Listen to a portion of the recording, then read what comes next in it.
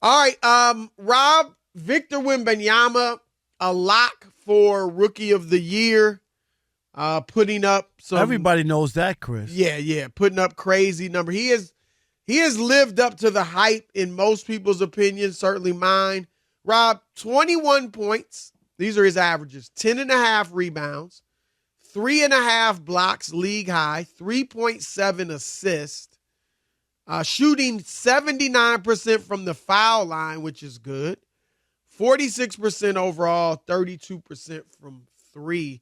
Now, the Spurs are not winning, to put it lightly, all right? They are at the bottom of the Western Conference. They are 18-58. That is the 1-2 tie for third worst record in the league. It's not. I don't know what great players are in this draft, but they'll obviously have a high pick in it. But Rob, Draymond Green, who is one of the best defenders of this generation, he's made the all-defensive team 8 times. He's led the league in steals before. And he was Defensive Player of the Year himself back in 2017.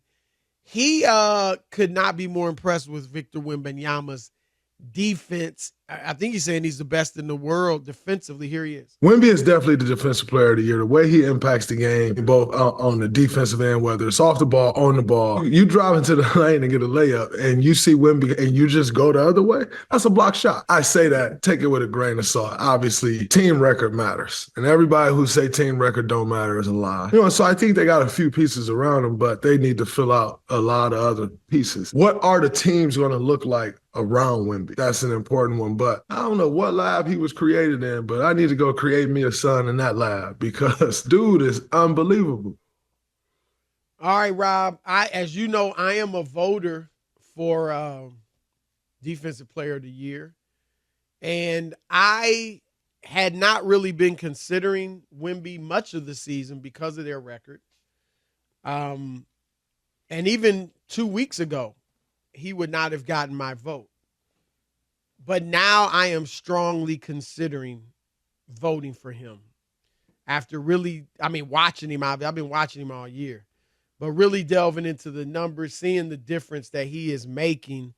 Now, the record is bad and the team is bad. But Rob, Wemby himself is second in the league in individual defensive rating. Second. Now, Rudy Gobert, who is the favorite and the guy that I've been leaning toward voting for, he's number 1 in defensive rating. And he's on the number 1 defensive team in the league in Minnesota. Here's the thing, though. There are 4 other Timberwolves in the top 12 in defensive rating. Anthony Edwards is a bulldog out there on the perimeter defending, and they got a host of good defenders because they focus on it. So he's got more help on that side. Wemby, Rob, leads the league in blocks, as I said, 3.5. He's in the top 20 in steals. All right, only one of 2 centers in the top 20 in steals. And here's a really astounding couple stats, Rob.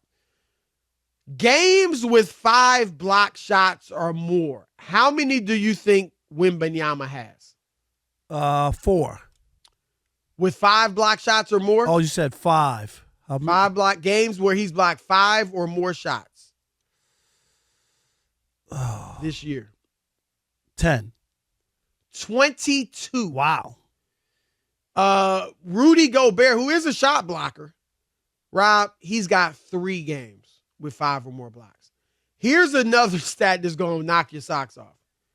Victor Wembanyama, obviously in his rookie year, has played 67 games in his career, and he has 6 games where he's blocked 7 or more shots. Gobert, again, Rob, Gobert's going for his 4th Defensive Player of the Year award. That would tie the record set by Ben Wallace. And is it David Rob G? Check who's Ben Wallace shared that with. Is it David Robinson maybe? But Ben Wallace is one of the guys that has. And Ben 4. Wallace is incredible when you think about his height. You know what I mean? Oh yeah, Chris? he's 6'7", yeah. Like that's incredible. Like what he was able to do defensively.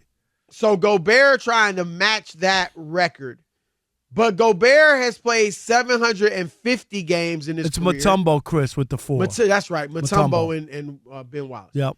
But Gobert's played 750 games. Wembanyama's played 67. Wembanyama has 6 games with 7 or more blocks. Gobert has 7 in his career. So he's almost matched him in his career. And he's also what, 3 or 4 inches taller than he's 7'4". Right. 7'4" or to 7'1". Anyway, I think right. he's 7'4". No, I'm just saying 7'4" I would to say 7'1". Yeah. Here's the last thing, Rob. People around the league, teams, coaches, when they look at big men and defensively, what they want from them, they really focus on 3 things. 1, can you defend the block? And really from block to block, like side going from one block to the other, how efficient are you defensively? Secondly is defensive rebounding. All right. Third is, can you guard the screen and roll and really the pop, the pick and pop, but the screen and roll. Now, Gobert and a lot of bigs can do the block-to-block defense and the defensive rebounding, but they can't guard the screen and roll. Gobert has problems with that. Anthony Davis has problems with that. Wemby he can guard all 3 of those. Out on the perimeter, in the paint, and defensive rebounding, Rob, he is 4th in the league in defensive rebounding percentage, ahead of Gobert, who's 7th. So for all those reasons, I'm looking at it individually. I'm not going to let the team's record hold, that against him any more than I would let it hold Rookie of the Year against him. So I'm leaning strongly toward Wembanyama. I think Draymond makes a great point. Yeah, I don't. I think that winning and playing in meaningful games and him being the best defender, right, all should factor in. Wemby's playing in games that don't matter. He can do whatever he wants. He can cheat. He can, you know what I mean? Like, because the winning doesn't factor in. And it's not to say Chris is not talented or whatever, but I just wouldn't. I wouldn't just totally overlook what kind of games you're playing in, because it's different. When you're not playing for anything, you can almost do whatever you want and take but chance. Who's going to do that? No, I'm just saying. I mean, what professional I'm just saying is going to be it's out there doing different than whatever playing he in games that for a team that's He's playing for a championship in a different coach. situation. Yeah, you're right. I'm just saying, like, I get it. You're going to be out there just, I get it. I'm just saying I take into everything, and I can only remember, and you can help me out, only one MVP, and I was thinking of. Well, I do think MVP is different. Yeah. I was going to say one, Chris, that I think, and I could be wrong. There's only been one MVP in baseball who came from a last place team. Do you remember this, Chris? Yeah, it was Andre Dawson. Andre Dawson with the Cubs. You remember that? Yep. And the Cubs were bad, but Andre Dawson had 50 home runs. I don't know what year. Was that in the 80s or 90s? I think it was the 80s. But you know what I mean? When 50 home runs was a big deal, and then he won the MVP because it was so big and so star-studded compared to what everybody else was doing. But in this case, Wemby will get the Rookie of the Year, and Gobert will get the Defensive Player of the Year. I think people will look at it that way. Whether it's fair or not, Chris, I do believe that's how it'll shake down. It was 1987 for Andre 80s, Dawson. okay, yep. Now, I as you know, definitely take team record into account for MVP.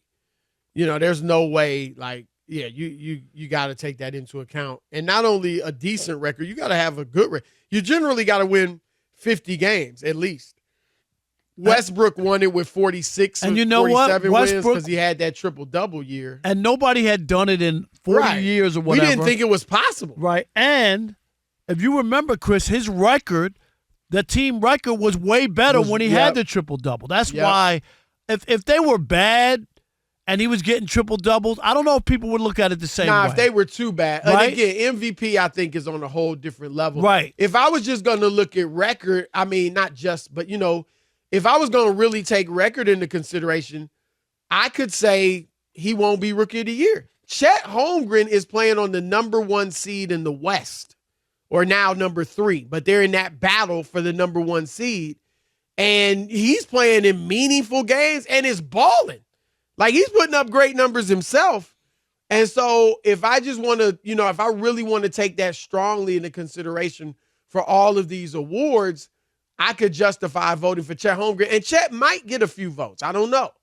But for this, I think it's different. I don't want to punish him because his team is bad in this award, Defensive Player of the Year, when we can see how he is playing great defense individually.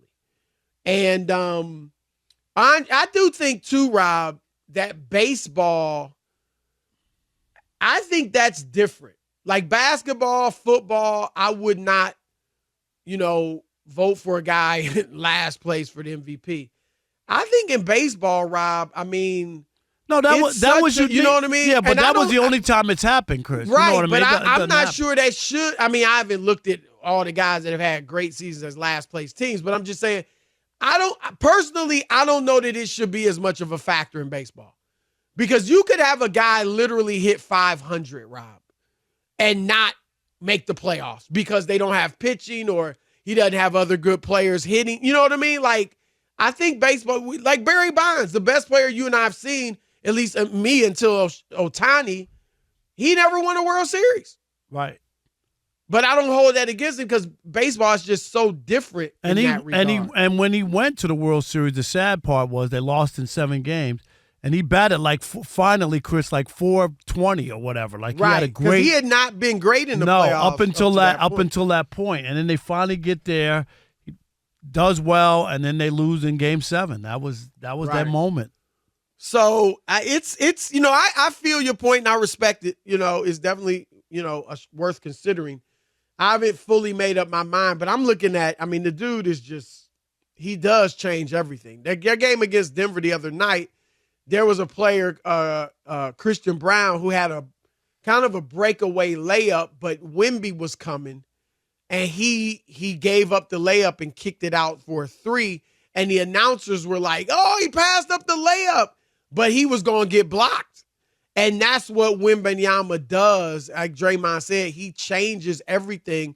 Fortunately for Denver, the guy hit the 3-pointer, but had he missed it, I mean, that would have been a great play. Credit to Wembanyama. So